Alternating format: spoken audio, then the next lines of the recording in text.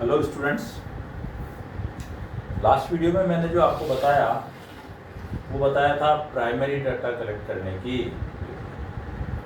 आज का जो वीडियो है वो है द्वितीयक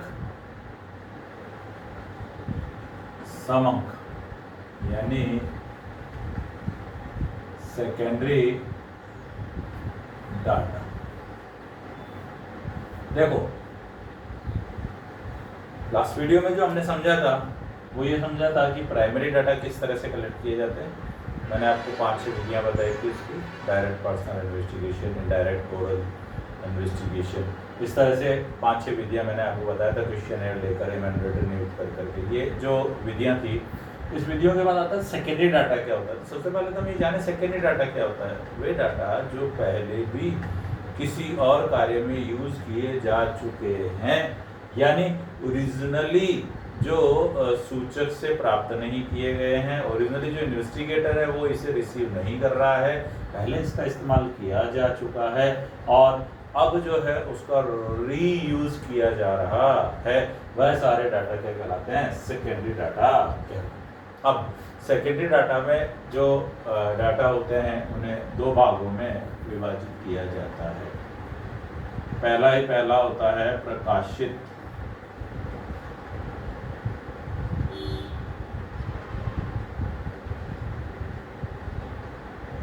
और प्रकाशित में आप देखें जो सोर्स है उनसे डाटा लिया जा सकता है, पब्लिश्ड सोर्स। और दूसरा होता है अप्रकाशित यानी अनपब्लिश्ड। तो यहाँ पब्लिश्ड सोर्स से जो मीनिंग है वह क्या है? प्रकाशित स्रोत वह स्रोत होते हैं जो पहले से ही किसी ने यूज तो किए हैं, साथ ही साथ उन्हें पब्लिश भी करवाया गया है।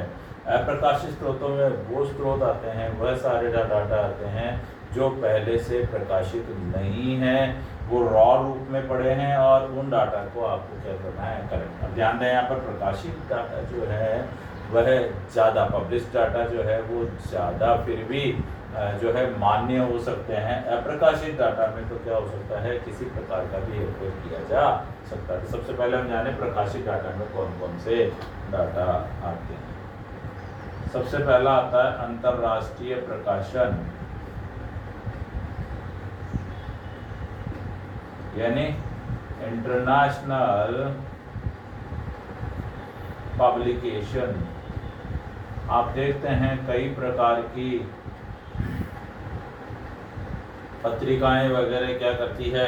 अंतर्राष्ट्रीय बातों को, अंतर्राष्ट्रीय डाटाओं को क्या करती है? पब्लिश करती है। इस तरह की पत्रिकाओं से यदि डाटा जो है वो कलेक्ट किया गया है तो वह कहलाएगा अंतर्राष्ट्रीय पब्लिकेशन। दूसरा जो होता है इसमें वो होता है सरकारी प्रकाशन यानी गवर्नमेंट पब्लिकेशन। देखिए, गवर्नमेंट भी जो होती है अपने कुछ डाटाज जो जैसे बजट है, बजट का क्या करती है? पब्लिकेशन करती है गवर्नमेंट। इसी तरह से गवर्नमेंट की कोई संस्थाएं यदि है और उसमें प्रॉफिट लॉस का कोई कैलकुलेशन है तो उसको भी वो क्या करेगी? पब्लिश्ड करेगी, जनता के सामने लेकर के आएगी। वह सारे जो है वह सरकारी प्रकाशन के अंतर्गत आते हैं। जो तीसरा है वह है अर्ध सरकारी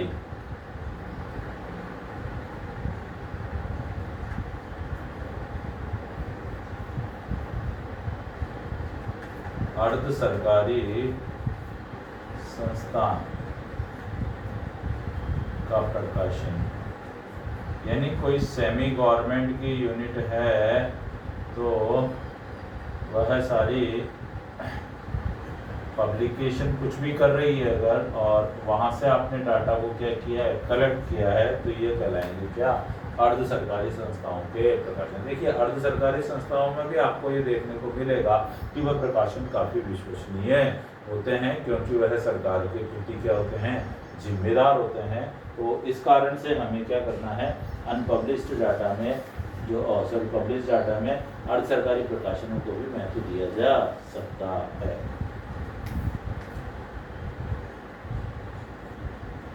समितियां व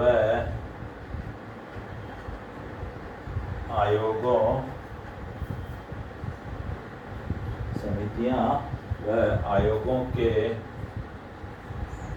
प्रतिवेदन ये होते हैं reports of committees and commissions. ध्यान दें आप, जो कई प्रकार की कमेटियां, कई प्रकार के कमीशन सरकार द्वारा क्या किए जाते हैं, तैयार किए जाते हैं। और यह कमेटियां और यह आयोग क्या करते हैं, अपनी रिपोर्ट प्रेजेंट करते हैं। वह सारी रिपोर्ट क्या होती है, पब्लिश रूप में होती है। और पब्लिश रूप में होने के कारण जो है उन्हें भी हम प्राइमरी रिसोर्स है उस रूप में क्या कर सकते हैं, यूज़ कर सकते हैं। तो यह भी एक विश्वसनीय डाटा कलेक्शन की विधि है। और इसके बाद अगर हम बात करें तो नेक्स्ट आता है व्यापारिक संस्थाओं के प्रकाशन। व्यापारिक संस्थाओं के प्रकाशन यानी ट्रेड जो यूनिट्स होती है या ट्रेड जो कंपनीज होती है, ट्रेडिंग जो काम करती है, वह जो भी प्रकाशन करे वह देखें आप जरा ध्यान दें कि एनुअल रिपोर्ट प्रेजेंट की जाती है बड़ी कंपनियों द्वारा जो ट्रेडिंग व्यवसाय में होती है। इसी प्रकार से जो है कंपनियां अपनी एनुअल रिपोर्ट के साथ साथ अपना फाइनेंशियल जो है डाटा भी आपको क्या करती है, प्रेजेंट्स करती है, तो वह भी प्रकाशित किए जाते हैं, तो वह भी यूज़ किए जा सकते हैं समाप्ति के रूप में। इसके बाद आता है विश्वविद्यालय व शोध संस्थाओं के शोध प्रकाशन। आप ध्यान दें, कोई भी रिसर्च संबंधित जो पब्लिकेशन है वह इसका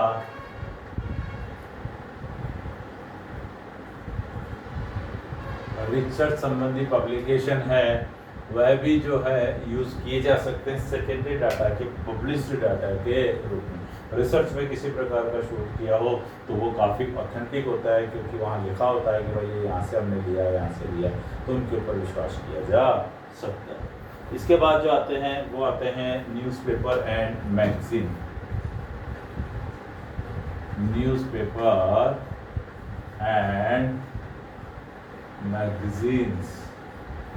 देखिए आप न्यूज़पेपर और मैगजीन्स में भी जो है एनुअल रिपोर्ट्स वगैरह जो है वो प्रिंट होती है। हालांकि कोई प्रिंटिंग मिस्टेक हो जाए वो बात अलग है, अदरवाइज क्या होती है, ये जो प्रिंटिंग होती है यह भी बहुत विश्वसनीय है। मैगजीन्स में भी जो डिटेल्स आती है, इकोनॉमिक्स की कोई मैगजीन हो, आउटलुक की कोई मैगजीन हो या किसी भी प्रकार की मैगजीन हो, और उसमें अगर किसी प्रकार का डाटा आ रहा है तो वह भी सेकेंडरी डाटा के रूप में, पब्लिश डाटा के रूप में क्या किया जा सकता है, यूज़ किया जा सकता है।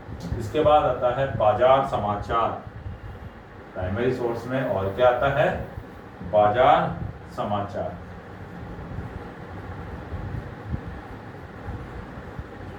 यदि मार्केट की कोई न्यूज़ है और वह आ रही है, मार्केट की न्यूज़ अगर छपती है तो उस प्रकार की न्यूज़ को भी आप क्या कर सकते हैं, सेकेंडरी डाटा के रूप में यूज़ कर सकते हैं।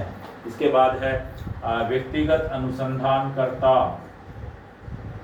व्यक्तिगत अनुसंधानकर्ता, देखिए व्यक्तिगत अनुसंधानकर्ता में भी आप देख रहे हैं कई प्रकार की एनजीओज होती है जो कई प्रकार की क्या करती है, शोध कार्य करती है, अनुसंधान के कार्य करती हैं। इनकी रिपोर्ट्स भी जो है अगर पब्लिश होती है तो वो पब्लिश डाटा के रूप में आएगी। और इसके बाद है संघों और संगठनों के प्रकाशन। संघों एवं संगठनों के प्रकाशन। संघ और संगठन क्या, तो आप देखें ट्रेड यूनियंस बनी हुई है, किसी प्रकार का ऑर्गेनाइजेशन बना हुआ, WTO है, WHO है। आप देखें वर्तमान परिस्थितियों में WHO जो है वो रिपोर्ट जारी करता है। वो सारे प्रकाशन भी क्या किए जा सकते हैं, पब्लिश्ड प्रकाशन के रूप में यूज किए जा सकते हैं। इसके बाद आता है अप्रकाशित डाटा। देखो अप्रकाशित डाटा में बहुत ज़्यादा देखने योग्य नहीं है। यदि आप देखें कि व्यक्तिगत शोधकर्ता और अनेक जो संस्थाएं हैं वह क्या कर सकती है, अपने डाटा को पब्लिश ना कराए, क्योंकि पब्लिश कराने में बहुत खर्चा आता है। और ऐसी स्थिति में वो अगर पब्लिश नहीं करा रही है और इस तरह के डाटा भी क्या किए जा रहे हैं, रिसर्च में यूज़ किए जा रहे हैं या स्टैटिस्टिक्स में यूज़ किए जा रहे हैं, तो वह अप्रकाशित डाटा होंगे। वैसे मैं आपको बताऊं कि द्वितीयक समूह जो होते हैं उसमें प्रकाशित डाटा तो बहुत विश्वसनीय हो सकते हैं, परंतु फिर भी यहाँ सब्जेक्टिविटी काम करती है। आपके शोध के अकॉर्डिंग है या नहीं है, आपके स्टैटिस्टिक्स के अकॉर्डिंग है या नहीं है, इन सब बातों से ही इनकी रिलेवेंस जो होती है वह पता लगती है। और अप्रकाशित डाटाओं पर तो बहुत अधिक विश्वास किया ही नहीं जा सकता। तो मैंने आपको जो इस पूरे चैप्टर के बारे में बताया कि समंकों का संग्रहण दो प्रकार से किया जा सकता है, प्राइमरी डाटा और सेकेंडरी डाटा के रूप में डाटा कलेक्ट किए जा सकते हैं। पूरा का पूरा चैप्टर इम्पोर्टेंट है। आपके पास प्राइमरी डाटा का कोई एक पार्ट भी आ सकता है एग्जाम में और पूरे डाटा को भी पूछ सकते हैं। Thank you very much.